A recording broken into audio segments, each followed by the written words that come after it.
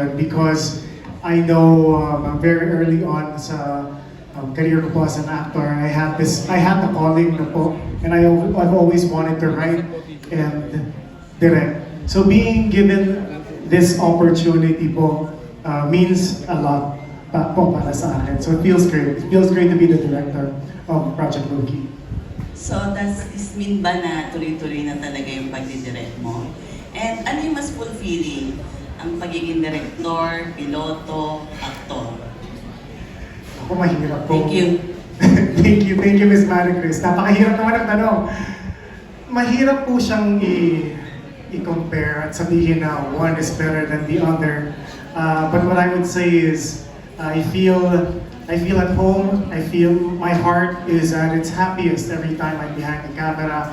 And imparting, katulad nga po ng sinasabi nila kanina, ng mga actors natin along with Jada and Dylan and even si Marco na I want to be able to impart with them kung ano yung mga pinagdaanan ko rin in the acting process. So it's my job here to guide them para hindi sila maligaw, and ini-explain ko rin sa kanila na as a director, iba-iba yung sensibilities namin. So iba-iba yung mga directors na makakasalamuhan nila. So yeah, that's my promise to them. Naalagaan ko ng mabuti yung character, and I will make sure po na each character will shine for this project. Thank you, Ms. Maricris. Thank you so much, Ms. Maricris. Up next is Von Belinario ng TV5. Hi, congratulations. My question is for Dylan and for Jada. Yan. Hi, Jada and Dylan. I believe this is your first time working together, di ba? And of course, Jada, this is your first Viva One project, and Dylan, this is one of your biggest roles yet. How did you work on your chemistry para mapalabas sila Loki at of course, your character ni Jada? Well, in terms of working on our chemistry, I think right off the bat naman, nung sa ano pa lang yun yung teaser shoot. Actually, that was the first time that Dylan and I had met. I think we made it a point na we were able to chat and really talk about each other's background, tsaka yung mga shared interests natin. Like, we both enjoy music, and also, as related to Project Loki, syempre, pinag-usapan namin yung mga characters namin.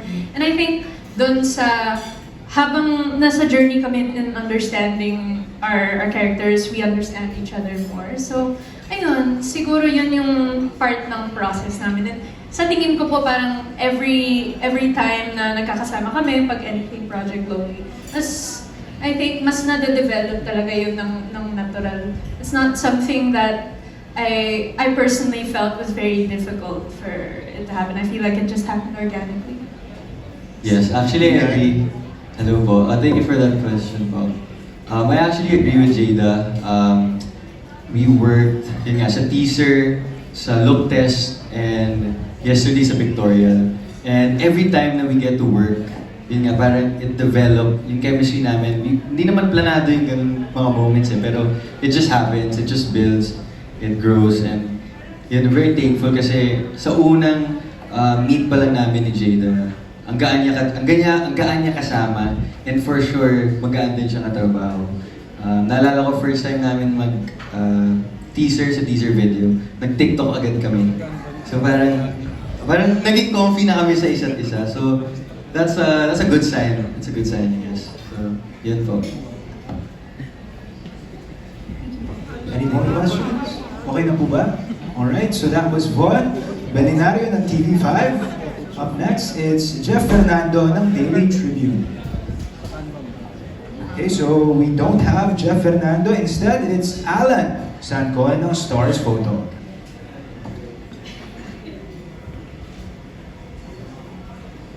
Hello again. Good afternoon, everyone. Congratulations to your new project. This Loki, Project Loki. Kaya tanong ko lang si Direk Sian, parang hindi namin sanay direct na yung tawag namin sa'yo, di ba? Pero tanong ko lang kasi parang, I don't know, correct me if I'm wrong, this is your first direct 12-dub ng series, di ba? Series ba? This is your first time to direct series? I've done po with another production, a series na, yes, I got to do a series na po, not with Viva po. Okay. Yes. Pero what are your challenges you encounter doing this? Especially yung mga ide-direct mo is mga Gen Z, di ba? Parang bata, parang ramdam ko nga yung pagkabagets ko dito sa sa entablado. No, but thank you, Sir Alan. You're asking for is yung magiging challenge for this one.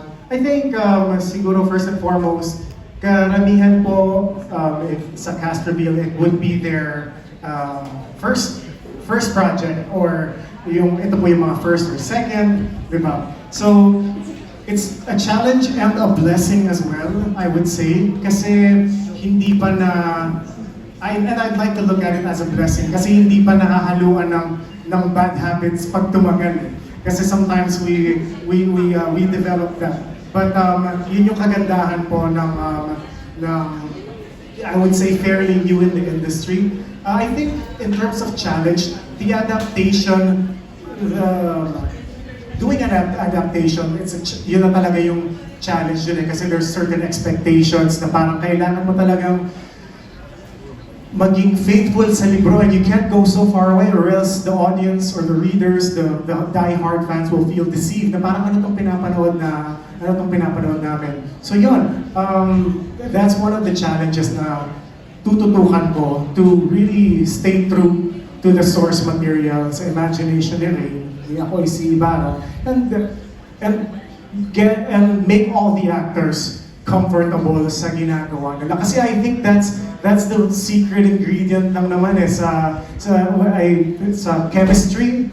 You guys asked about chemistry. It's really just trusting each other. Trusting your director, trusting your co-actors, trusting the production na nandito kami para alagaan kayo. Yun lang po yun. What kind of director daw you are? Are you a strict director or kalma lang or parang you get friends with them, parang ganyan? Mabait naman po ako. No, ako kasi I always have the conversation with them na yung mga gusto ko i-impart sa kanila would be the experiences that I encountered. Yung mga challenges din, syempre nadapa, ilang beses na rin ako nadapa while in my journey, in my acting career, in that journey. Maraming beses na rin ako napagalitan on set, nasigawan. Maraming beses ako hindi nakapag-perform, tinanggal ako sa mismong project. So I would safely say na napagdaanan ko naman po siya.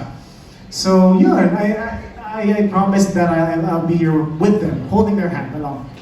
Thank you, Direk Sian. Thank you. Congratulations. Salamat. Thank you, Alan Sanbon ng Stars Photo. Up next, it's Dolly Ann Carvajal.